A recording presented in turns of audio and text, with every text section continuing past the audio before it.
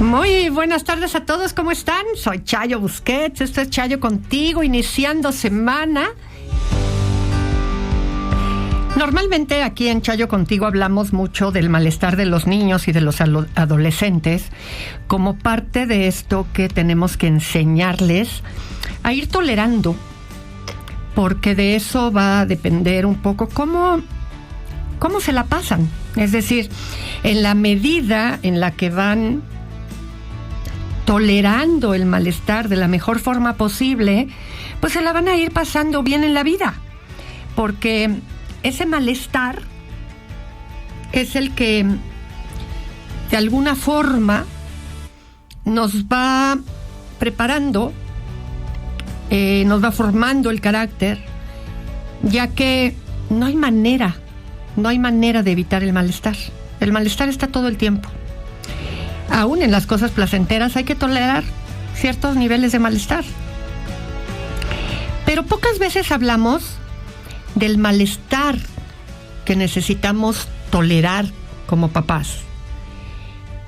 Porque cuando nuestros hijos están atravesando el malestar y no lo están atravesando bien, los papás tenemos que resistir el malestar que nos genera a nosotros, porque para deshacernos del malestar que nos provoca a nosotros, querríamos sacar de inmediato a nuestros hijos de ese malestar, porque hay esta idea de yo le provoqué el malestar a mi hijo, ¿no? Si yo le pido a mi hijo que ya deje de jugar para que se meta a bañar, mi hijo se resiste, ¿no? Cada uno a su manera, unos llorando, otros poniendo mala cara, otros renegando, en fin, cada uno a su estilo. Y nos empiezan a suplicar y a rogar, ándale, por favor, es que déjame, es que ándale, es que 5 minutos más, es que. Y al estar tan molestos nuestros hijos, porque yo le pedí que ya parara de jugar, pues ese malestar se le va a quitar si yo le digo, ok, ándale, otro ratito. Entonces, pues pareciera que está en nuestras manos quitarle el malestar a nuestro hijo si nosotros le damos permiso. Así es que para poder educar bien, yo tengo que tolerar el malestar que me produce a mí el malestar de mi hijo. Si como papás no tenemos claro que ese malestar que aparentemente está en mis manos, yo lo tolero bien porque entiendo que ese malestar es el que está educando a mi hijo, voy a lograr un buen propósito, que es por un bien mayor. Así es que tú pregúntate como papá, ¿sabes lidiar con el malestar que te produce a ti, el malestar de tu hijo, para que no intervengas y dejes que tu hijo lo viva? ¿Sabes hacerlo? Fíjense que la palabra es una de las cosas que se ha ido diluido con el tiempo. Y ustedes dirán, ¿la palabra Chayo? Sí. ¿Tienes palabra? ¿No? Se usaba mucho el término de palabra de honor, ¿no? Cuando uno decía algo, cuando daba su palabra, había este asunto de tienes mi palabra, ¿no? Cuando decíamos algo. Y eso se ha ido perdiendo un poco con el tiempo, porque decir algo, dar la palabra, era un poco sinónimo de algo incuestionable. Cuando alguien ya había dicho algo, eso era prácticamente una realidad. Hoy es muy curioso porque las personas tienen que decir, es que te lo prometo, es que de verdad, es que te lo juro, ¿no? Y eso no se utilizaba, porque el hecho de que hubieras dicho algo, eso se cumplía. Tener palabra era algo de peso, ¿no? Hoy usamos mucho el te hablo, ¿no? A ver cuándo nos vemos. El sí, yo lo llevo, ¿no? Y después resulta que la persona no llegaba o no llega, la llamada nunca llega. Es como una forma de deshacerse de la situación incómoda, porque la realidad es que la palabra no acaba contando. Y entonces surge esto que te pregunto. ¿Todavía honras lo que dices con tu palabra? ¿O la palabra es algo que... tu palabra es algo que ya da lo mismo? ¿Es así? Sin duda alguna, hay mucha preocupación siempre en la educación por el tema de la educación en valores. Y es que pensar en que una persona es una persona de bien va de la mano con la creencia de que la persona tiene valores morales. El tema es que vivir en valores no es fácil, porque vivir en valores implica pagar consecuencias por esos valores. Una persona que dice la verdad va a pagar consecuencias por decir la verdad. Una persona que es solidaria va a tener que pagar un precio por eso.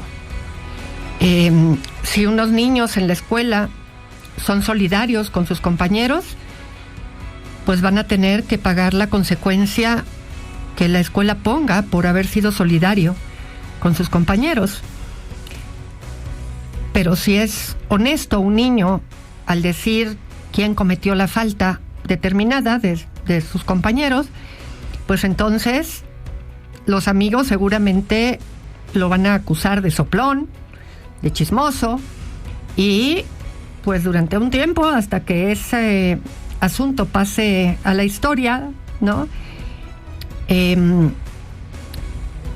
Pues le van a dejar de hablar sus amiguitos. El tema es que vivir en valores no es algo fácil. Y hay algo que normalmente no caemos en cuenta, y es que los valores morales entre sí no son amigos. Muchas veces, si yo soy, volviendo al ejemplo de los compañeros de escuela, si yo soy solidaria con mis amigas de la escuela, no voy a ser honesta, porque la maestra va a querer que digamos la verdad ante algo que ocurrió. Pero si yo estoy siendo solidaria con los compañeros del salón, no voy a decirle a los maestros quién fue el que cometió la falta. Así es que parecería fácil vivir en valores, pero no es así. Porque no necesariamente un valor permite que vivamos en los demás valores. A veces los papás nos juegan chueco un poco cuando nos dicen: dime la verdad, mi vida, dime la verdad y no va a pasar nada. Y la realidad es que cuando un hijo te dice la verdad, tienes que ponerle la consecuencia sobre lo que hizo mal. Que le salga gratis decir la verdad no debe de ser, porque le estás falseando la realidad con respecto a los valores. Por eso cuesta tanto trabajo vivir en valores, porque es un asunto de conciencia. Y vivir en valores trae consecuencias, pero nos hace una sociedad mejor. Fíjense que una de las cuestiones que se vuelven importantes en la educación es hacer hábitos. El hábito es una conducta que se acaba volviendo repetida de forma automática sin que tengas que seguirle diciendo a tu hijo que la haga. Es decir, se hace hábito lavarse los dientes después de cada comida. Se hace hábito lavarte las manos para sentarte a comer. Se hace hábito un cierto ritual. ¿A qué le vamos a llamar ritual? A una serie de comportamientos que se necesitan, que son secuencia de comportamientos para llegar a una actividad en particular. Por ejemplo, la repetición de comportamientos en la mañana para irse a la escuela. Se tiene que levantar, vestirse. Si se baña en la mañana, bueno, pues incluida la bañada. Si se baña en la noche, pues entonces en la mañana solamente levantarse, lavarse las manos, la cara, vestirse, peinarse, desayunar, irse a la escuela. Son una serie de comportamientos que se hacen siempre en el mismo orden para que se hagan hábito, porque si todos los días cambiamos el orden en el que se hacen las cosas, el niño tiene que estar poniendo atención todos los días para ver qué hace primero y qué hace después. Es muy importante que se hagan en el mismo orden todos los días para que vaya aprendiendo a hacerlo rutinario y entonces los repite siempre. Para la noche, antes de irse a dormir, es lo mismo. Siempre en el mismo orden, lo que haga primero. Bañarse, ponerse la pijama, cenar, irse a acostar. O primero cenar, luego bañarse, ponerse la pijama, acostarse. Ese tipo de conductas, ¿no?, que tienen que ser una secuencia, porque para irse a acostar, pues tuvo que hacer varias conductas. Pero hay otras que son aisladas. Lo que saca, porque lo va a usar, lo guarda. Si prendió la luz porque está oscuro, la apaga. Esos hábitos son sueltos. Cada vez que entra y prende la luz, al salir, la apaga. Cada vez que abre algo y saca para jugar, cierra. Cada vez que sacó algo, lo vuelve a guardar. Esos son hábitos sueltos que tienen que ver con lo que sacas lo guardas, lo que prendes lo apagas. Y esos hábitos se logran por repetición. No se logran porque un día le dijiste, lo hizo, y entonces como ya lo sabe, ya lo va a hacer. No. Van a necesitar tener un seguimiento continuo hasta que vas viendo que ya solito lo hizo. Van a necesitar acompañamiento, repetición, consistencia. Si para hacer hábitos necesitamos repetir, bueno, que no se te olvide. No lo va a aprender la primera vez que se lo dijiste y que lo hizo. Vas a necesitar volvérselo a repetir mañana, volvérselo a repetir pasado, volverlo a repetir. Te vas a ir dando cuenta que va funcionando cuando al volvérselo a repetir, ya nada más hace carita de hoy ni modo, pero ya no resiste. Ya no trata de ganar 5 minutitos más, ya no trata de, ay, pero ¿por qué? Ya no trata. Va disminuyendo la intensidad con la que lo resiente y ya nada más queda en, bueno, ya ni modo, y se levanta y lo hace. Por lo tanto, acompañas ese proceso, no alegas, no le dices, pero sin caras, pero sin, no, nada. Tú nada más observas que se está moviendo para hacerlo y el malestar con el que lo está haciendo, se lo dejas, ahí lo dejas. Es lógico, estás interrumpiendo algo placentero y por lo tanto no le está gustando. ¿Ok? Lo dejas, repites. Y consistencia. ¿Qué es consistencia? Que lo haces siempre a la misma hora y de la misma manera. No lo regañas un día, no le dices otro día, bueno, está bien, a ver, 5 minutitos más. No, al día siguiente lo apapachas y le dices, ándale, ándale, si lo haces te voy a dar una paleta. No, nada, todos los días con seriedad, con buenos modos, le dices, ya llegó la hora, vámonos a bañar. Pero es que déjame, lo haces cuando termines de bañarte, a bañar.